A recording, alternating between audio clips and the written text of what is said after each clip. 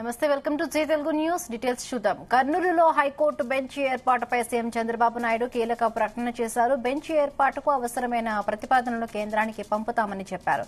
ఎన్నికల సమయంలో ఇచ్చిన హామీ మేరకు కర్నూలులో హైకోర్టు బెంచ్ ఏర్పాటుకు ప్రభుత్వం సిద్దంగా ఉందని తెలిపారు. మంత్రివర్గ సమావేశంలో ఈ మేరకు తీర్మానం చేసి కేంద్రానికి పంపనున్నట్లుగా ముఖ్యమంత్రి వెల్లడించారు. సచివాలయంలో న్యాయశాఖపై సీఎం సమీక్ష నిర్వహించారు. రాజధాని అమరావతిలో 100 ఎకరాల విస్తీర్ణంలో bar council of India trust ద్వారా ఇంటర్నేషనల్ లా స్కూల్ ఏర్పాటును ముందుకు తీసుకువెళ్లాలని సీఎం సూచించారు. అదేవిధంగా జూనియర్ న్యాయవాదులకు నెలకు గౌరవ వేతనం కింద 10,000 ఇస్తామని మేనిఫెస్టోలో చెప్పామని, ఈ మేరకు చెల్లించేందుకు ప్రక్రియ ప్రారంభించాలని సీఎం అధికారులకు సూచించారు.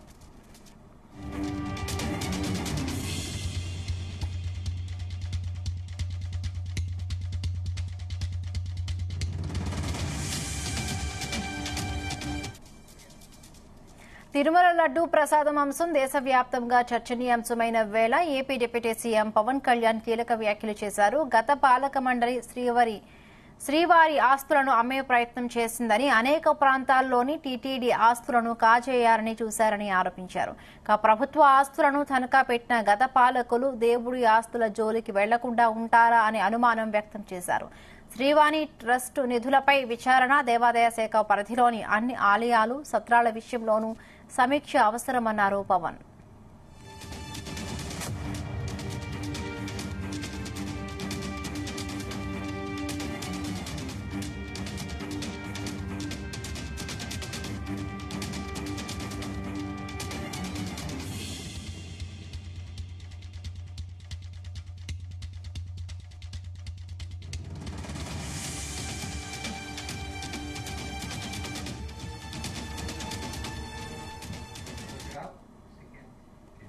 తిరుమల శ్రీవారి ఆలయంలో టీటీడీ మాజీ చైర్మన్ భూమన కరుణాకర్ రెడ్డి ప్రమాణం చేశారు. పుష్కరిణిలో పవిత్ర స్నానం చేసి అఖిలాండం వద్ద కర్పూర నీరాజనం అందించారు. అనంతరం స్వామివారి ఆలయం ఎదుట తన హయాంలో ఎలాంటి తప్పు జరగలేదని భూమన ప్రమాణం చేశారు. అయితే భూమన కరుణాకర్ రెడ్డి ప్రమాణం చేస్తూ ఉండగా పోలీసులు ఆయన్ని అడ్డుకున్నారు. తిరుమల ప్రసాదంపై చంద్రబాబు వ్యాఖ్యలను భూమన మొదటి నుండి ఖండిస్తూ వస్తున్నారు. తన పదవీ కాలంలో ఎలాంటి పొరపాటు జరగలేదని నిరూపించుకునేందుకు భూమన సిద్దమయ్యారు. ఈ క్రమంలో తిరుమల శ్రీవారి ఆలయం ముందు భూమన ప్రమాణం చేశారు. అఖిలాండ కోటి బ్రహ్మాండ నాయకుడికి 91 సంవత్సరాల టీటీడీ పాలక మండలి చరిత్రలో 3 సార్లు పాలక మండలి సభ్యునిగా, 2 సార్లు తిరుమల తిరుపతి దేవస్థాన అధ్యక్షుడిగా అవకాశం ఇచ్చిన మహామూర్తి శరణాగతి తండ్రి, గత కొద్ది రోజులుగా నా మనస్సు కలత చెందుతోంది. నిప్పుల కొలిమిలో నిలబడినట్టుగా ఉంది. సర్వ జగత్రక్షకుడైన ఈ క్షేత్రంలో క్షుద్ర రాజకీయ మాటలు మాట్లాడటం నిషిద్ధం, అపచారం. అంతటి పవిత్ర పుణ్యక్షేత్రమైనటువంటి నీ ఆలయంలో దేవదేవా, నీ అన్న ప్రసాదాలలో అత్యంత పవిత్రమైనటువంటి లడ్డూలో కళంకితమైనదని కలుషిత రాజకీయ మనస్కులు అత్యంత దారుణంగా ప్రవర్తిస్తున్నారు.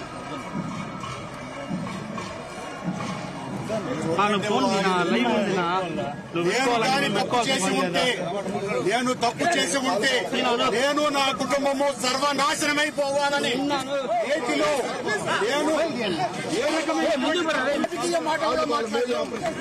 నేను ఏ పరీక్షకైనా సిద్ధం. ఒక్క తప్పు చేసి ఉంటే నేతిలో నేను కలంకితమైనటువంటి పదార్థాలు కలిపి ఉంటే మా హయాంలో జంతు కొవ్వును వాడాము అనని ప్రచారం చేశారు. మొత్తం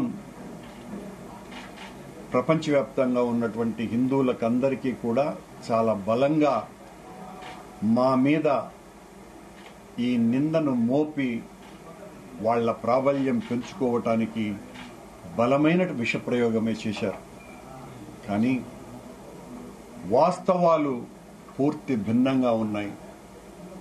మేము తప్పు చేసి ఉంటే, మీ ఆరోపణలు నిజమైతే, దేవదేవా మేము మా కుటుంబము సర్వనాశనమైపోయి రక్తం కక్కుకొని మరణించాలా అని, మేము ఏ తప్పు చేయలేదు, ఆ దేవదేవుడి సాక్షిగా ప్రమాణం చేస్తున్నామోనని ప్రమాణం చేయటానికి స్వామివారి పుష్కరిణిలో మునిగి అఖిలాండ కోటి బ్రహ్మాండ నాయకుడైనటువంటి ఆ క్షేత్రంలో అఖిలాండం ముందు నిలబడి నీటితో నిప్పుతో పంచభూతాల సాక్షిగా ఏ తప్పు చేయలేదు, చేస్తే ఆయన విధించేటువంటి శిక్ష అత్యంత దారుణంగా ఉండాలి అని స్వామివారిని శపించమని శాసించమని ఆ దేవదేవుని పాద పద్మాలకు నమస్కరించి ప్రమాణం చేస్తే భయపడిపోయినటువంటి ప్రభుత్వం నేను రాజకీయనని, నా జీవితంలో నేను ఇప్పటి వరకు కొండ మీద ఒక్క రోజు కూడా రాజకీయపు మాట మాట్లాడనే లేదు. మాట్లాడి ఉంటే ఏ పాత్రికేయ మిత్రుడైనా దాన్ని వెలికి తీస్తే సమాధానం ఇవ్వడానికి నేను సిద్ధంగా ఉన్నా, తల దించుకుంటా. కేటీఆర్ ఇంకా మంత్రిగా ఉన్నానని ఫీల్ అవుతున్నారని ప్రభుత్వ వైపు బీర్ల ఐలయ్య ఎద్దేవా చేశారు. ప్రజాపాలన ఓర్వలేక బిల్లా రంగా తప్పుడు ప్రచారాలు చేస్తున్నారని సెటైర్లు వేశారు. ఏ అర్హతతో గాంధీ హాస్పిటల్పై బీఆర్ఎస్ 3 సభ్యులతో కమిటీని నియమించిందని ఐలయ్య ప్రశ్నించారు. 10 పాటు రాష్ట్రంలో వైద్యాన్ని నిర్వీర్యం చేశారని, బీఆర్ఎస్ హయాంలో ప్రభుత్వ హాస్పిటల్స్ లో రోగులు ఎలుకలు కరిచి చనిపోయారని గుర్తు చేశారు. రాష్ట్రంలో శాంతి భద్రతలకు భంగం కలిగించడానికే కమిటీల పేరుతో హడావిడి చేస్తున్నారని మండిపడ్డారు. కమిటీలు వేసుకొని మేము కమిటీ ద్వారా ఇలా హాస్పిటల్ గాంధీ హాస్పిటల్ విజిట్ చేసి గాంధీ హాస్పిటల్ ఏదో మెరుగు చేస్తామన్నట్టు మాట్లాడుతుండు. మతి భ్రమించి కేటీఆర్ మాట్లాడుతుండు.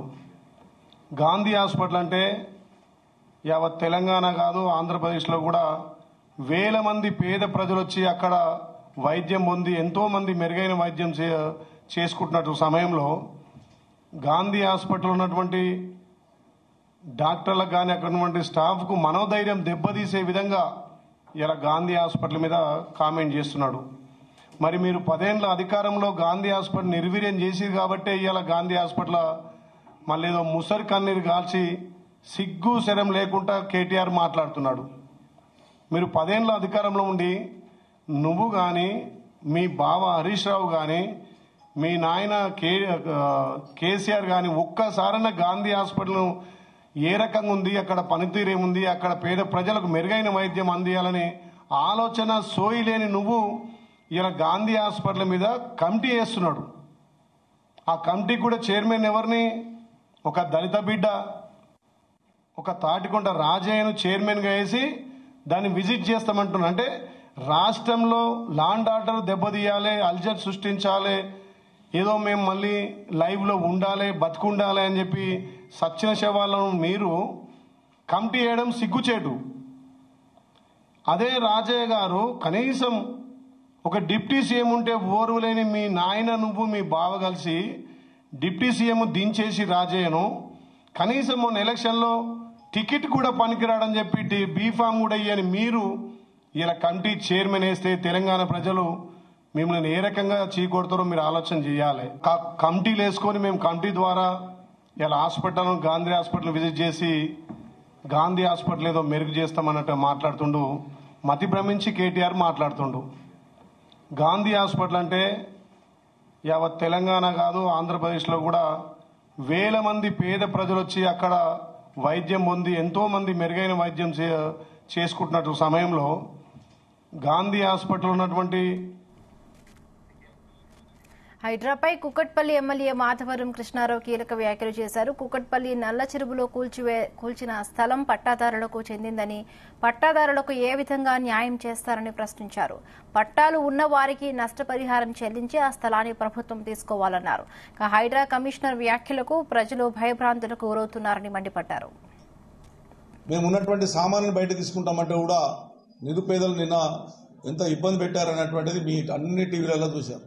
అంత అవసరమేమని, అంత కొంపలు మునిగేదేముందని 10 రోజులు టైం ఇవ్వండి, 15 రోజులు టైం ఇవ్వండి. కిరాయి ఉన్నట్టుంటే కిరాయి ఉన్నటువంటి వాళ్ళందరినీ కాల్ చేపించే ప్రయత్నం చేయండి. ఎవరైతే కిరాయికి ఇచ్చిందో వాళ్ళ మీద యాక్షన్ తీసుకొని కావాలంటే.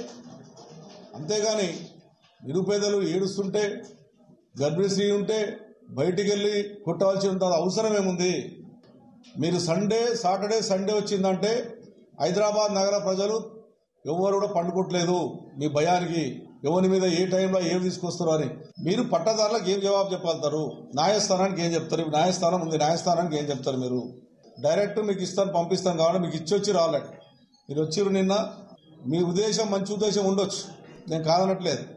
కానీ అన్న ఉన్నటువంటి ఇబ్రహీంపట్నం పెద్ద చెరువును హైడ్రా అధికారులు పరిశీలించారు. స్థానిక అధికారులతో కలిసి రెవెన్యూ, పోలీస్ అధికారులతో కలిసి ఆకస్మికంగా పరిశీలించారు.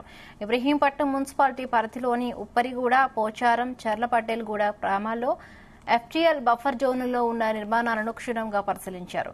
అక్రమ నిర్మాణాలను తాము కూల్చేయకముందే యజమానులే సరైన నిర్ణయం తీసుకోవాలంటూ హెచ్చరికలు జారీ చేశారు.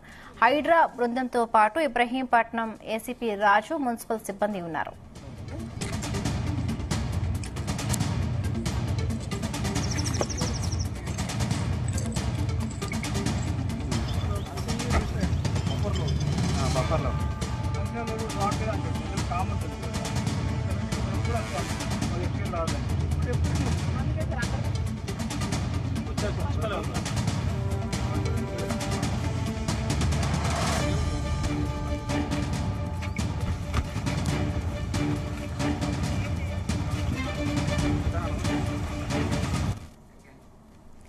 జూబ్లీహిల్స్ లో బడాబాబు నుండి నందగిరి హిల్స్ లో అక్రమ నిర్మాణాలు జరుగుతూ ఉన్నాయని ఆరోపించారు నందగిరి హిల్స్ ప్రెసిడెంట్ అమరేందర్ రెడ్డి. అనుమతులు ఒకలా ఉంటే కట్టడం మరొకలా జరుగుతోందన్నారు. ఇక్కడ చేపడుతున్న నిర్మాణాల వల్ల కేపీఆర్ పార్క్ సహజత్వం దెబ్బతింటోందన్నారు. అక్రమంగా నిర్మిస్తున్న ఈ ప్రాజెక్టును జీహెచ్ఎంసీ చూసి చూడనట్టు వదిలేస్తోందని ఆరోపించారు. కోర్టులో ఉన్నా సరే యథావిధిగా పని జరుగుతుందన్నారు. రాత్రిపూట కూడా పనులు జరుగుతున్నాయని, హైడ్రా కూడా ఈ విషయంపై దృష్టి పెట్టాలని సూచించారు అమరేందర్ రెడ్డి.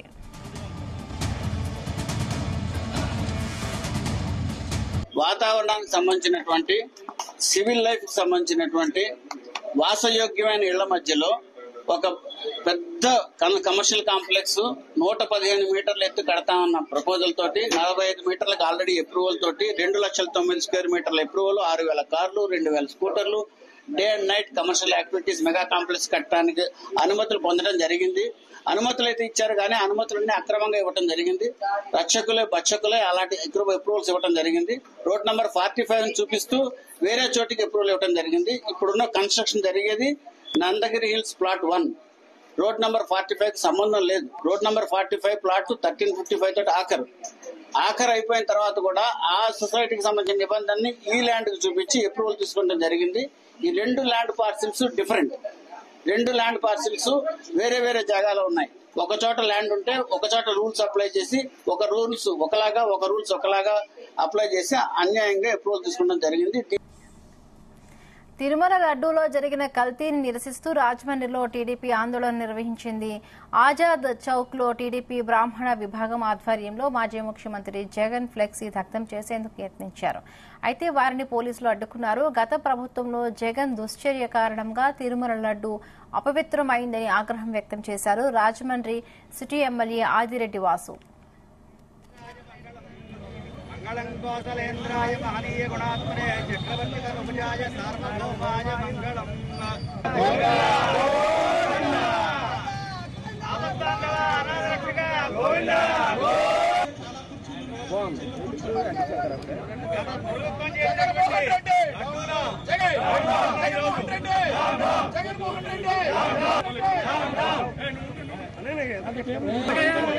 విశ్వాసానికి ప్రతీక ప్రసాదం, దాన్ని అపాసుపాలు చేశారు.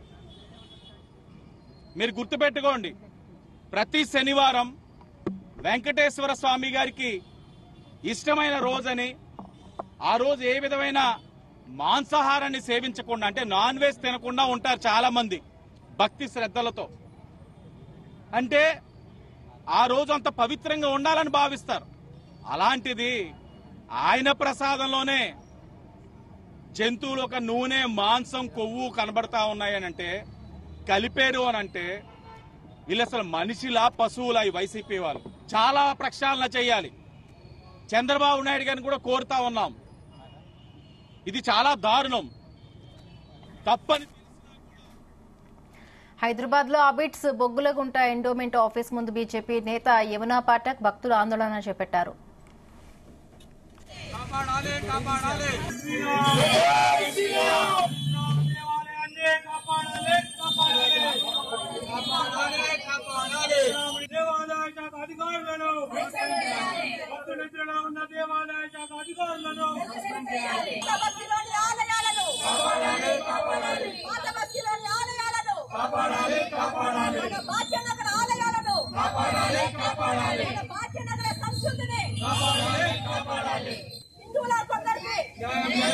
మనకి already honourable high court chief justice గారు ఫిబ్రవరి 9, 2022లోనే పరశురాం ఆలయం బేగం బజార్ ఛత్రిలో ఉన్న పరశురాం ఆలయము క్లోజ్ చేస్తే దాని మీద మనము కంటిన్యూస్ గా కూడా ప్రజల్లోకి వెళ్ళి అభిప్రాయం సేకరించి దాని మీద మనం చర్చలు పెట్టడం జరిగింది.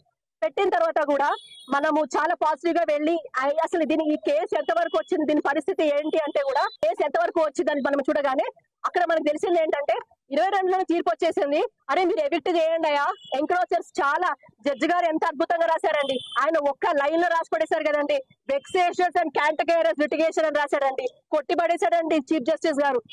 తెలంగాణ ఆనరబుల్ చీఫ్ జస్టిస్ గారు కొట్టిపడేస్తే ఇంత దారుణం జరిగితే డిపార్ట్మెంట్ వారి దగ్గరికి వచ్చి మేము ఈ యొక్క ఆలయాల గురించి మేము బయటకు తీసి న్యాయం చేయాలనే పరిస్థితిలో ఆ టైంలో మేము బయటకు వచ్చిన తర్వాత డిపార్ట్మెంట్ వారి దగ్గరికి వచ్చి ఒక 150 పేజీల ఇవన్నీ ఇచ్చామండి. కేసుకు సంబంధించి అన్ని 97 నుంచి కేసు నడుస్తోంది ఈ టెంపుల్ మీద. అలాగా ఏమైంది పరిస్థితి అంటే అసిస్టెంట్ కమిషనర్ గారు అంటారు మాకు తెలుసండి మా దగ్గర ఉందండి అన్నాడు. అంటే ఎందుకండి గుడి తెరవలేదు, అంత పెద్ద జడ్జిమెంట్ చీఫ్ జస్టిస్ గారు ఇచ్చారు కదా, ఎందుకండి మీరు తెరవలేదు అంటే ఆయన ఏమన్నాడంటే ఎలక్షన్ కోడ్ అన్నాడండి. 22 నుంచి 24 వరకు ఎలక్షన్ కోడ్ అని తెలుసుకొని ఆ మధ్యలో ఉన్న ఆఫీసర్లను ఎండోమెంట్ శాఖ పెంచి పోషిస్తుంది. మనకి ఆల్రెడీ ఆనరబుల్ ఆయన ఓ కరుడుగట్టిన కమ్యూనిస్టు నేత. వేలాది పుస్తకాలు సేకరించి వాటిని చదివి అందులోని సాహిత్యాన్ని ప్రజలకు తెలియచెప్పటమే లక్ష్యంగా పెట్టుకున్నాడు. 55 ఏళ్లుగా వేలాది పుస్తకాలు సేకరించాడు. అయితే మున్నేరు వరదలతో ఇంట్లో ఉంచిన వేలాది పుస్తకాలు వరద ప్రవాహానికి కొట్టుకుపోయాయి. మిగిలిన కొన్ని పుస్తకాలను బంధువులు, స్నేహితుల సహకారంతో ఎండబెట్టి చదవడానికి అనుకూలంగా మార్చుకుంటున్న ఖమ్మం కామ్రేడ్ పోలేపల్లి సోమయ్యతో మా ప్రతినిధి Yakesh face to face. Munneru అనేక కుటుంబాలను విషాదంలో నింపింది. అనేక మంది కూడా ఆర్థికంగా నష్టపోయినటువంటి పరిస్థితి కనిపించింది. అయితే ఖమ్మంలోని అగ్రహారం కాలనీకి చెందినటువంటి ఒక వ్యక్తి తను సేకరించిన పుస్తకాలను కూడా నీటిపాలు మున్నేరు చేసిందని చెప్పుకోవచ్చు. ఈ నేపథ్యంలోనే మనం ఒకసారి చూసుకోవచ్చు, కమ్యూనిస్టు యోధుడైనటువంటి సోమయ్య మొత్తం వివిధ రకాల పుస్తకాలను సేకరించారు. దాదాపు వేలాది పుస్తకాలను కూడా సేకరించి తను చదువుతూ భావి తరాలకు కూడా కమ్యూనిస్టు భావజాలాన్ని అందించేందుకు కృషి చేస్తూ ఉన్నారు. అయితే ఈ సేకరించినటువంటి పుస్తకాలన్నీ కూడా మొన్న వచ్చినటువంటి వరదల నేపథ్యంలో పూర్తి స్థాయిలో నీళ్ల పాలైపోయాయి. అనేక పుస్తకాలు కూడా ఇంకా వరద తాకిడికి కొట్టుకుపోయాయి. మరికొన్ని పుస్తకాలు ఉంటే మాత్రము అవన్నీ తడిసిపోయినటువంటి నేపథ్యంలో వాటి అన్నిటిని కూడా తన కుటుంబ సభ్యులతో బయట ఎండకు ఎండబెట్టుకొని తర్వాతకి ఇప్పుడే ఒక్కొక్క పుస్తకాన్ని కూడా ఎండిన తర్వాతకి మళ్ళీ తన గదిలోకి చేర్చుకుంటున్నటువంటి సందర్భం కనిపిస్తూ ఉంది. అసలు ఈ దాదాపుగా వేలాది పుస్తకాలను కూడా సేకరించినటువంటి నేపథ్యంలో ఒక్కసారిగా నీటి పాలైన సందర్భంలో ఆయన చాలా బాధాతృప్త ఉదయంతో ఉన్నటువంటి పరిస్థితి కనిపిస్తూ ఉంది. మనతోటి కమ్యూనిస్టు యోధుడు ఈ పుస్తకాలన్నీ కూడా సేకరించారు. ఈ వీటిని అన్నింటినీ కూడా ఈ వరదల నేపథ్యంలో మొత్తం మునిగిపోయి ఇంకా తడిసి ముద్దైనటువంటి పరిస్థితి కనిపిస్తూ ఉంది. ఎందుకు సేకరించారు ఈ పుస్తకాలన్నింటినీ కూడా? నేను సిపిఎం పార్టీలో గత 5.5 దశాబ్దాలుగా సిపిఎం పార్టీలో పనిచేస్తూ ఉన్నాను. అనేక రాష్ట్ర బాధ్యతలు, జిల్లా బాధ్యతలు మొత్తం చూశాను. అయితే నేను ఎక్కువగా పార్టీ సాహిత్యం చదువుతూ ఉంటాను. చదవటం ద్వారా మార్క్సిస్ట్ విజ్ఞానాన్ని నా స్థాయిలో నేను అవగాహన చేసుకోవడం ద్వారా పార్టీలో దీర్ఘకాలంగా పనిచేసుకుంటూ 5.5 దశాబ్దాలుగా పనిచేసుకుంటూ వస్తూ ఉన్నాను. రాష్ట్రంలో నేను సొంతంగా ఈ చదివిన ఈ పుస్తకాలన్నింటినీ కూడా తిరిగి వాటిని సిలబస్లు రాసుకుంటూ ఉంటాను. ముఖ్యమైన పాయింట్స్ రాసుకుంటూ ఉంటాను. తర్వాత క్లాసెస్ మా పార్టీ ఆధ్వర్యంలో జరుగుతున్న రాష్ట్ర స్థాయి విజ్ఞాన క్లాసులకు వెళ్ళి ఆ నోట్స్ ఆధారంగా క్లాసులు చెప్తూ ఉంటాను. అయితే ఇందులో దాదాపుగా 2000 పుస్తకాలలో సుమారు 1000 పుస్తకాలకు పైగా పోయినాయి, 1000 మాత్రం మిగిలినాయి. అయితే మరొక అదృష్టం ఏంటంటే నేను మా హైదరాబాద్లో ఉన్న సుందరయ్య విజ్ఞాన కేంద్రానికి నేను రాసిన నోట్స్ సిలబస్ మొత్తాన్ని డిజిటల్ కంప్యూటర్ చేయడానికి జగదీశ్ అని మా పార్టీ రాష్ట్ర కమిటీ సభ్యుడు వచ్చి తీసుకుని పోయిండు ఒక 4 రోజుల క్రితం. తీసుకుపోవడం వల్ల అదృష్టవశాత్తు ఏంటంటే ఆ పుస్తకాలు మొత్తం బయటపడ్డాయి, సేఫ్ అయి ఉన్నాయి. కాబట్టి మొత్తం టోటల్గా దాదాపు 1000-1500 పైగా ఇప్పటికి పుస్తకాలు మునిగిపోయినాయి. అయితే మరొక అంశం కూడా ఏంటంటే నాకు ప్రజాశక్తి వల్ల హైదరాబాద్ బెజవాడ నుంచి వాళ్ళు ఒక 3000 దాకా ఇస్తామని చెప్పి అన్నారు. అయితే నేను పోగొట్టుకున్న పుస్తకాలతో చూసినప్పుడు మాత్రం వాళ్ళు ఇచ్చే పుస్తకాలు నాకు సరిపోవు.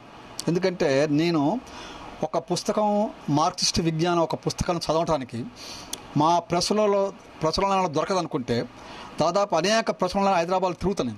అదేవిధంగా హైదరాబాద్లో దిశ పబ్లికేషన్స్ అని, విశాలాంధ్ర పబ్లికేషన్స్ అని, తర్వాత ప్రజాశక్తి, నవ తెలంగాణ పబ్లికేషన్స్ అని, ఇంకా అనేక ప్రభుత్వ పబ్లికేషన్స్ కూడా వెళ్ళి ఎతికి పుస్తకం పట్టుకొచ్చుకుంటారు. అవసరం అనుకుంటే హైదరాబాద్ లేకపోతే కూడా మరొక బెదవాళ్ళ కానీ ఇంకెక్కడైనా ఉన్నాయంటే కూడా అక్కడ ఉన్న మిత్రులకు ఫోన్ చేసి వాటిని కొరియర్ సర్వీస్ ద్వారా తెప్పించుకుంటూ ఉంటాను. కాబట్టి ఇప్పుడు పోయిన పుస్తకాలన్నీ నాకు దొరుకుతాయని చెప్పేసి అనేది నాకు లేదు. రెండోది ఇంకోటి ఏంటంటే నేను పోగొట్టుకున్న సాహిత్యం చాలా విలువైంది. ఇప్పుడు ఆ పుస్తకాలు కూడా మా ప్రచురణలో కూడా దొరకటం లేదు.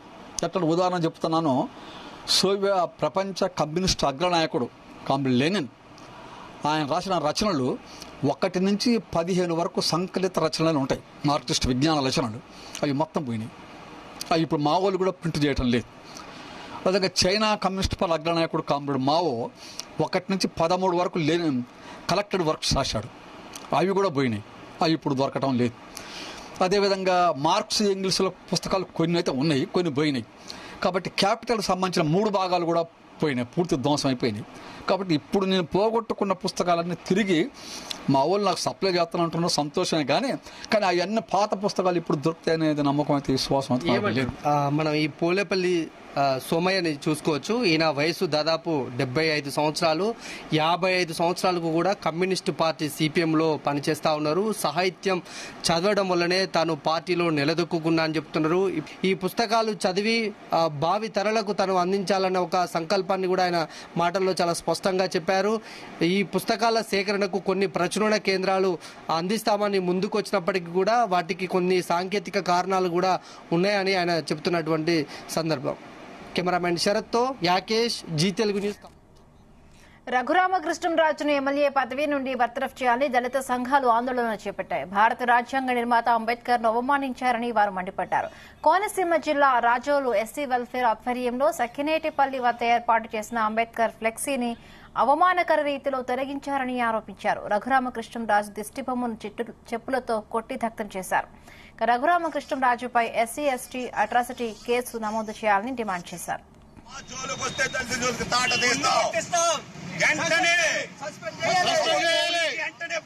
సస్పెండ్ చేయాలని మేము డిమాండ్ చేస్తున్నాం.